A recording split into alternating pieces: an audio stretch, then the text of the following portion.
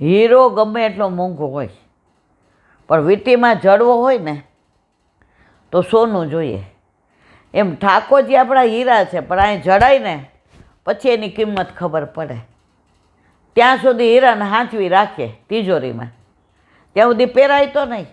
હવે હીરો મોંઘો છે, સરસ છે, સુંદર છે, શ્રેષ્ઠ છે, બધા કરતાં ઉત્તમ આપણે લાવ્યા છીએ,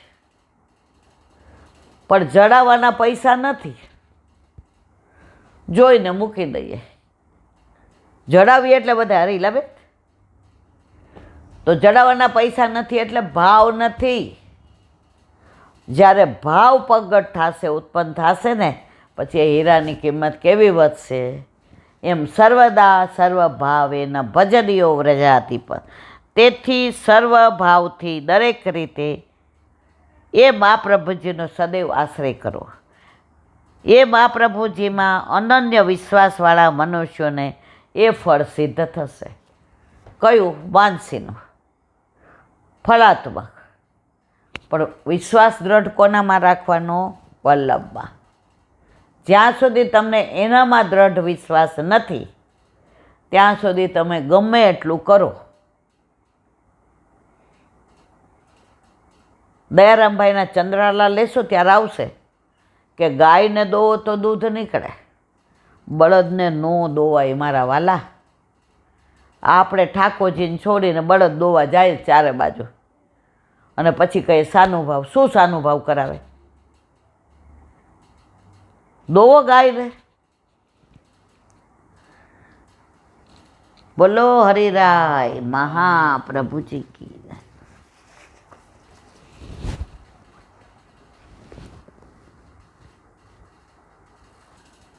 વલ્લભાધીશ કી. સુબોધિનીજીનું પાન વલ્લભ કરાવે તો થાય. આને સ્પર્શ કરવો આપણા બસની વાત નથી. સત્સેવા દીર્ઘયાપી જાતા મયી દ્રઢામતી હિત્વા વધ્યમિમમ લોકમ ગંતા મજ્જન તામસી મતિર્મયી નિબદ્ધેયમ ન વિપધેય કહી ચિત્ત પ્રજાસર્ગ નિરોધેપી સ્મૃતિશ્ય મદનુગ્રહાત. અર્થ, ભગવાન કહે છે કોને? નારદજીને, કે થોડા દિવસ જ તે પરમહંસોની સેવા કરી, એથી તારી મતિ મારામાં દ્રઢ થઈ. જુઓ સત્સંગની અસર. પરમહંસો થોડા ચાતુર્માસ જ તારી સાથે રહ્યા, તને કેવો સત્સંગ આપી ગયા કે તારી મતિ મારામાં દ્રઢ થઈ ગઈ. માટે હવે નિંદિત એવા દેહનો ત્યાગ કરી તું મારો ભક્ત થા. પ્રભુને ભક્ત ગમે એવું કોઈ ગમે નહીં. મારી સાથે જોડાયેલી મતિ કદી નાશ પામતી નથી. વળી આ જન્મના સ્મરણો પણ મારા અનુગ્રહથી કોઈ વખત નાશ. આપણને પૂર્વજન્મનું યાદ નથી રહેતું. નારદજીને ઠાકોરજીએ કહ્યું હતું તને તારો પૂર્વજન્મ યાદ રહેશે.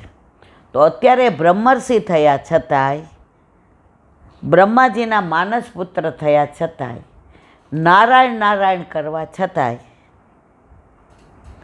એને એનો પૂર્વજન્મ યાદ છે. અને નારદજીને બધું કહે છે. સુબોધિનીજી, ભગવાન કહે છે કે સાધન તો તને મળી ગયું. દાસી પુત્ર તરીકે થોડા દિવસ માટે પણ તે સંતોની સેવા કરી, તેથી તારી મતિ મારામાં દ્રઢ થઈ છે. તો પછી હવે શું કરવાનું બાકી રહ્યું? ત્યાં કહે છે હિતાવ વધ્યમ દેહસ્તુ દુષ્ટમ.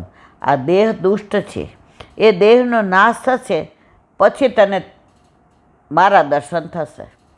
જો અત્યારે આ દેહથી ને આપણા મળમૂત્રથી ભરેલો આ દ્વેષ ક્લેશ જાય તોય હજી આપણી લાયકાત નથી. પણ આ દેહ બદલાય અને હવે કદાચ ઠાકોરજી એવો દેહ આપે કે ઠાકોરજી સિવાય બીજું કાંઈ દેખાય નહીં. અહીં શંકા થાય કે નવો દેહ પણ આ જૂના દેહમાંથી ઉત્પન્ન થશે, તો પછી એ નવો દેહ નિર્દોષ કેવી રીતે થઈ જશે? ત્યાં કહે છે મજ્જનતામસી. અસેવક હોવા છતાં તું સેવકના નવા દેહને પ્રાપ્ત કરીશ. વળી આ દેહનું જ્ઞાન તને નવા દેહમાં પણ રહેશે. આ દેહનું સ્મરણ નાશ થશે એવી શંકા કરતો નહીં, કારણ કે નારદજીને બધું યાદ છે. કારણ તારી મતિ મારામાં દ્રઢ થાય. હવે નારદજીને બીજું કાંઈ દેખાતું જ નથી. ઠાકોરજી સિવાય કોઈ વિચાર નહીં, આચાર નહીં, બોલવું નહીં, ચાલવું નહીં, દ્રષ્ટિ નહીં, મન નહીં. હવે પ્રભુ જ દેખાય છે એટલે કે છે હવે તું શુદ્ધ થઈ ગયો છે. જેવી રીતે માત્ર આયુષ્ય પ્રાપ્ત થતાં જીવોને અવિદ્યાથી તિરોભાવ થતો નથી, તે જ પ્રમાણે જ્ઞાન વગેરેનો પણ તિરોભાવ થઈ શકતો નથી. એનું જ્ઞાન પણ મારા અનુગ્રહથી મારા જ્ઞાનની જેમ થઈ જશે. એ કહિંચિત પદથી બતાવ્યું છે. ભગવાનમાં દ્રઢ થયેલી બુદ્ધિ અને વ્રજ જન્મમાં થયેલા અનુભવને સૃષ્ટિને રોકનાર સૃષ્ટિ તેમજ પ્રલય ફળરૂપ કામ એમ બે વસ્તુ છે, તે માટે જણાવી નિષેધ કરે છે. પ્રસાસર્ગ નિરોધપી પ્રજાની સૃષ્ટિ અને પ્રલયમાં પણ તારા જ્ઞાનનો નાશ થશે નહીં. જો પ્રજાની સૃષ્ટિ અને પ્રલયમાં ગમે એવા પ્રલય આવશે પણ તને તારા જ્ઞાનનો ક્યારેય નાશ થશે નહીં. આપણને પૂર્વજન્મનું કાંઈ યાદ છે? પણ નારદજીને બધું ભગવાને વરદાન આપેલું છે. બીજું વરદાન આપે છે સ્મૃતિશ્ચ, તારી સ્મૃતિ પણ નાશ નહીં પામે. તને બધું યાદ રહેશે અને તારી સ્મૃતિ નાશ પામશે નહીં. એટલે આ જન્મમાં તે જે અનુભવ કર્યો એના સ્મરણોનો પણ બીજા જન્મમાં નાશ થશે નહીં. એટલે મારા અનુગ્રહ કૃપા બધું કૃપાથી મળે. એટલે મારા અનુગ્રહથી મદનુગ્રહાત પૂર્વજન્મના સ્મરણાદિકથી તું સાવધાન રહી જાય. એટલું જ અહીં સિદ્ધ થાય છે. મનની મલિનતાને દૂર કરવાનો પ્રયત્ન કરતો રહેજે. એમાં આવતા વિઘ્નોની ડરી પૈછેહઠ કરીશ નહીં. બાકી બધું મેં કર્યું છે. મારામાં મતિ રાખવી, લૌકિક વિષયોની કામના ન કરવી. એ રીતે રહેતા દેહાવસાને મારા પાર્ષદના દેહને પ્રાપ્ત કરે છે. ભગવાન નારદજીને આજ્ઞા કરે છે, હવે તારે નિર્વિઘ્નતાથી અંતઃકરણની મલિતાને દૂર કરવાનો પ્રયત્ન જલ્દીથી કરવો. આ જ તારું કર્તવ્ય છે એમ સિદ્ધ થાય છે. બોલો વલ્લભાઈ. કાલે આવશે નારદજીનો કાયાકલ્પ, શ્રીમદ ભાગવત.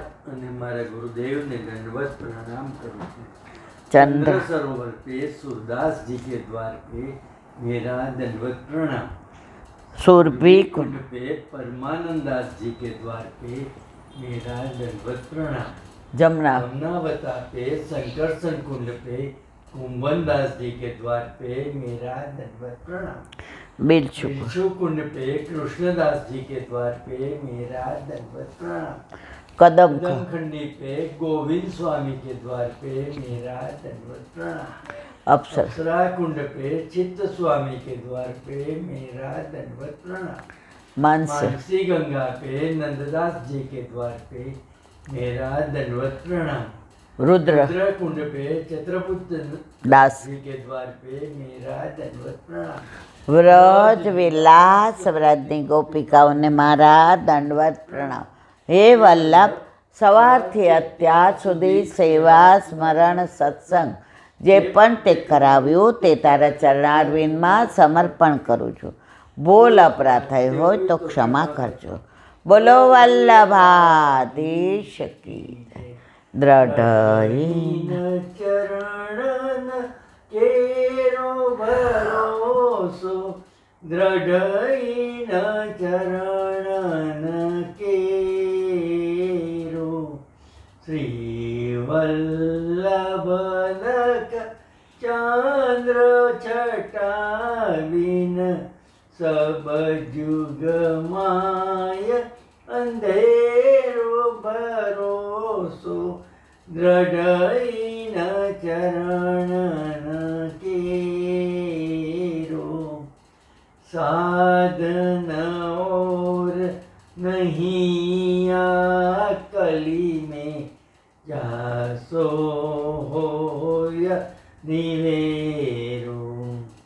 सूर का कहे द्रिविध आंधरो, बिना मोल को चेरो भरोसो, દ્રઢ ચરણ દ્રઢઈના ચરણના દ્રઢઈના ચરણના કેરો.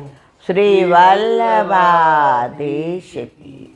આજનો આ સત્સંગ મારા વલ્લભના ચરણારવિંદમાં સમર્પણ કરું છું. ભૂલ અપરાધ થઈ હોય તો ક્ષમા કરજો.